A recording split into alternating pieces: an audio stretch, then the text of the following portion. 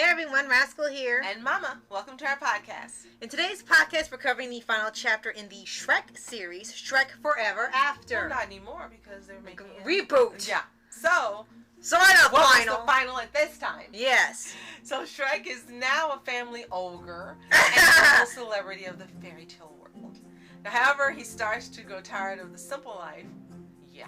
I'm not kidding. For the days when he was a real ogre. Right. So he ends up making a deal with Rumplestilskin of all people, which ends up changing his entire life forever. Right. And before we start, be sure to like, subscribe, and click notification updates on future podcasts and we'll pause videos. Sounds like an episode of Once Upon a Time. Yes, it does. It really does. Maybe that's where they got the inspiration for that for one of their arcs. Now, I've heard that the third movie, Shrek the Third, yeah, it was the one that's most disliked. For me, I loved 1, 2, and 3. I would have to say Shrek Forever After is my least favorite of the four. Right. And the reason why is because, well, a lot of people did love them. They thought this redeemed the franchise for the end because it was more like a retrospective on the franchise as a whole. Not even, they kind of just skip over 3 aside from their kids. They kind of do skip over 3. They don't mention any characters from in there aside from their kids. So they don't bring up Artie and Merlin or anything like that. It was more like, you know, seeing all the characters you saw from the first 3 films up to here, them being totally revamped because of the deal that's made, and seeing the big lesson was being grateful for what you had. You're taking advantage of something that you had that was really special, and then you don't realize what you had until it's gone, and that being the whole underlying theme of the movie. I think that was a great message, but the problem I have is you thought after the first one he really appreciated Fiona. You thought after the second one he appreciated Fiona and having kids. You thought after the third one he appreciated being a family because of the things that happened within there. Mm-hmm. But then you get to the fourth movie, it's like Shrek's dumb. Shrek still doesn't get it. We need another movie because he's a dumb ogre. Right, that's kind of what was like. But I thought that was established in not only the first, second, and third movies. Because each time he would learn he was appreciative and he loved his family by the third one and so forth. Right. And then you had the specials to add on to those as well. Right. Where they had the family events like we were talking about for Shrek's Scare Shrekless, right, and the holiday. Yes. And then you get number 4 and it's like he's still too dumb to understand that he's blessed. And I think that's why it's my least favorite, because it's like they were trying to make a story where there wasn't one. I would have preferred another adventure, like maybe him being, you know what, let's do one final adventure for old time's sake. Come on, Donkey, and come on, Puss, and do something like that, rather than making it seem like he's too stupid to realize how blessed he is. Oh my gosh, yeah. And the way it kind of plays out. If you agree with me, let me know in the comments below. Okay. And the way it plays out in the beginning, you know, the other 3 movies and the specials, they still on to the thing where people are still scared of Shrek. And it slowly goes away as it goes on, especially with it being the forefront in the second one where she married an ogre and everyone was horrified. But by the time you get to the 4th one, it's like, okay, he saved the fairy tale world and far, far away, and so many people at the times. It's like, okay, clearly ogres aren't as bad as how we think, or at least this one isn't as bad as how we think. So he's a celebrity now. They kind of like they have him over for dinner. He's a celebrity, a fairy tale world celebrity. But now no one's scared of him. There's no. I guess what he was missing for him was ogres are spirit. Even though that was the whole thing he had a problem with the first movie, now people really aren't scared of him. He's sort of like, well, how Dreamers had him for a while. He was more of like poster boy for the franchise and for the company. So now it's more like he's the star. He's superstar. Don't leave him alone. He went from being scared of him to never leave him alone because he was big. So for him, it looks like it overworked him so much somehow. And now he's wishing he had just one day where he was how he was in the first movie, I kid you not, and people were scared of him. And again, it's like he's too stupid to get the message that he's blessed. How he was in the beginning when he met Donkey and Fiona, you know, compared to how he was by the end of the third movie, you would think that this ogre would understand it by now. You would think that anyone would get it. But again, that's why it's not as entertaining to me. Now, there were good parts about it. And one was seeing how Fiona could have ended up if she hadn't met Shrek. And I think that was the most entertaining and the best written part of this movie, because it was something you hadn't seen before. And she wasn't learning a lesson until the end, when he was saying, you know, we have children, we're married, blah, blah, blah. And then she was realizing, you know, that this is a life she had been living. And hey, it would have been nice if this could have happened. Really? This is real? And then she became interested. So that became interesting because it wasn't something we hadn't seen.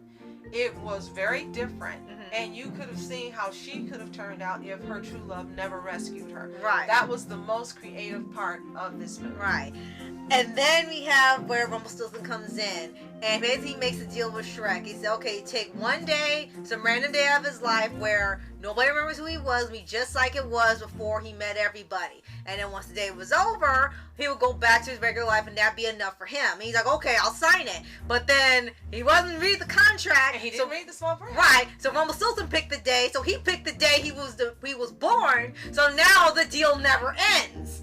And if he sees how everyone is without him, as you mentioned with Fiona, her whole thing, finding out there were actually lots of ogres left. We kind of thought they were kind of scarce. Right. There was a whole tribe of ogres secretly out there. He didn't even know they were still alive.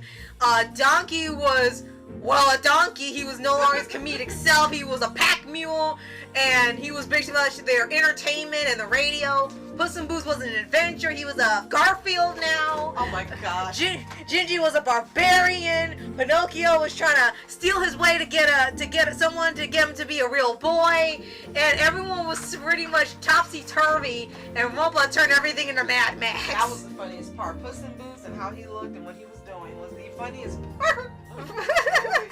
I couldn't stop laughing at that. That was golden comedy right there. Right. Poor Antonio Banderas. Right. But it was hilarious.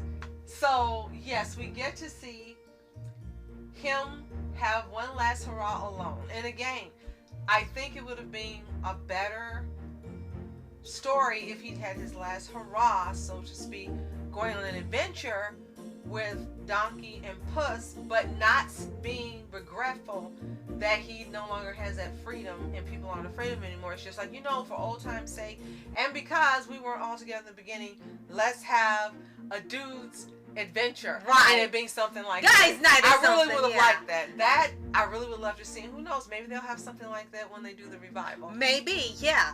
And with this one, a lot of people, like I said, a lot of people thought this is what redeemed the franchise before it ended, and having little specials, or some do kind of have the same things, like it's not really underrated, because there's so many people that said it's the best one, or one of the best ones aside from the second one, that it's like, you know, it really isn't underrated, it's loved pretty much, but I think there are some that realize, like, you know, it's a good film, but it's a little overhyped for some. It's like, yeah, it's a good film. It has good animation, still fantastic animation, great music, great voice acting, great music score, and there were some issues with it, but it wasn't a terrible movie. It's not a terrible movie. It's just, this is something different from Shrek. Maybe this is how we feel, or this is how people feel about the third Shrek film, where they claimed it didn't feel like Shrek, where it was so kind of slightly modernized, where it kind of lost a bit of the Shrek essence.